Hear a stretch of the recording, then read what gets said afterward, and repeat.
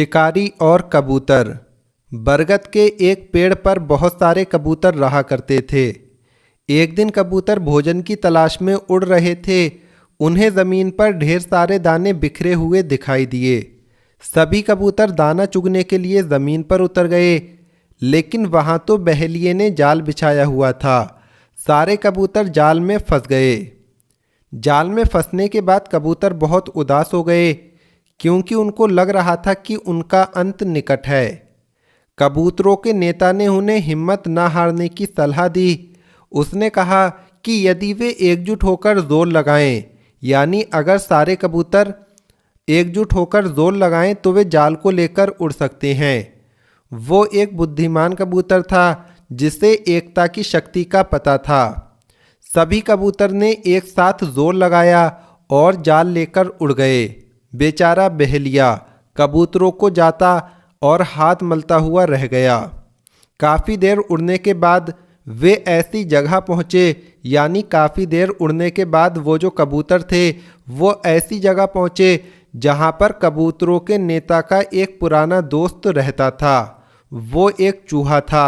कबूतर ने अपने दोस्त को आवाज़ लगाई और वो बिल से बाहर निकला।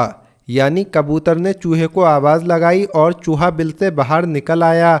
जब उसने सारी बात समझी तो उसने अपने साथी चूहों को बुला लिया और सभी चूहों ने जाल को काटना शुरू किया और कबूतरों को आज़ाद करवाया। तो इस तरह से वो कबूतर आज़ाद हुए। एक कहानी और है, बहुत पुरानी बात है। एक जंगल में एक लोमड़ी और एक सारस रहा करते थे। ये दोनों बहुत अच्छे दोस्त थे। सारस रोज़ाना लोमड़ी को तालाब से मछली पकड़कर खाने के लिए देता था और इस तरह दोनों की दोस्ती बहुत गहरी होती चली गई। लेकिन लोमड़ी जो थी ना, वो चालाक थी। वो हमेशा दूसरों को परेशान करती थी। उसे दूसरों का अपमान करने में और मजाक उड़ाने में मज़ा आता था। यानी लोमड़ी को दूसरों का मजाक उड़ाना, उनका अपमान करना, इस चीज़ में मज़ा आता था। एक दिन उसने सोचा कि क्यों ना एक बार सारस का भी अपमान किया जाए और उसका मजाक उड़ाया जाए। यानी लोमड़ी अपने दोस्त को ही नहीं छोड़ रही है, उसका मजाक उड़ाने के लिए सोच रही है। अब ऐसा सोचकर उसने सारस को दावत पर बुलाया। उसने जानबूझकर सूप एक प्लेट में परोसा। उसे पता था कि सारस प्लेट में से सूप को नहीं पी सकता। उसे सूप ना पीता देख लोमड़ी मन ही मन में खुश हुई और झूठी चिंता दिखाते हुए सारस से पूछने लगी, क्या बात है मित्र, सूप पसंद नहीं आया क्या? सारस बोला, नहीं मित्र, ये तो बहुत स्वादिष्ट है। सारस ने जब देखा कि सूप को प्लेट में परोसा गया है और लोमड़ी जानबूझकर उससे सवाल कर रही है, तो वो सब बात समझ गया, लेकिन कुछ नहीं बोला। उस दिन सारस को अपमान सहने के साथ ही भूखा भी रहना पड़ा। यानी लोमड़ी ने उसको खाना तो नहीं खाने दिया कुछ, और उसका अपमान भी किया।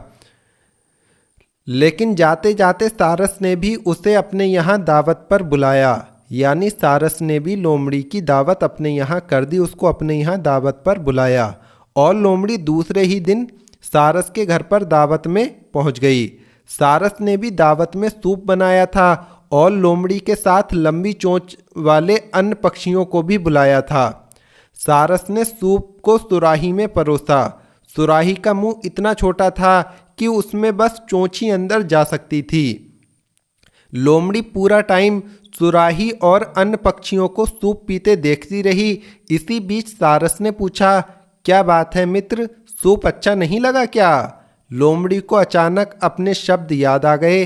सभी बोले कि सूप तो बहुत स्वादिष्ट है। लोमड़ी को भी सभी की हाँ में हाँ मिलाना पड़ा। ये सब